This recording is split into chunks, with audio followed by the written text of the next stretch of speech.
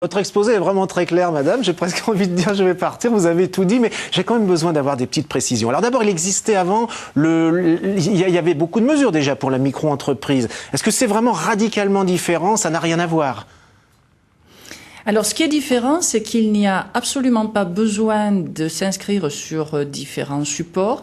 Un site unique permet de le faire. Alors, le site Chambre, le site URSSAF également. Moi, je vous parlerai en tant que Chambre de commerce, puisque je suis élue de Chambre de commerce. www.cfnet.cci.fr. Et là, c'est une simplification totale, puisqu'ensuite, il y a transfert par les centres de formalité directement sur l'ensemble des organismes. Ça, c'est un véritable atout.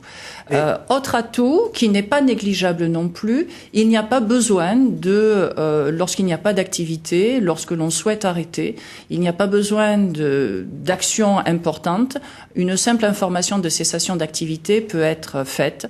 Un autre intérêt aussi qui peut être intéressant pour soit des porteurs de projets, soit des entreprises différentes, enfin entreprises, des personnes qui souhaiteraient, c'est par exemple pour les activités saisonnières. Là également, que ce soit du commerce ambulant ou que ce soit d'autres activités, cela va permettre d'avoir la possibilité d'exercer chaque fois qu'il y a besoin, chaque fois que l'on est sollicité. Même démarche pour les porteurs de projets qui peuvent, pendant leur préparation...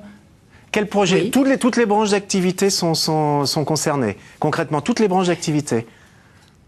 Toutes les branches le sont. Il y a quelques exclusions qui sont les activités relevant par exemple de la TVA agricole ou des activités telles que la vente de véhicules neufs dans les États membres de l'UE.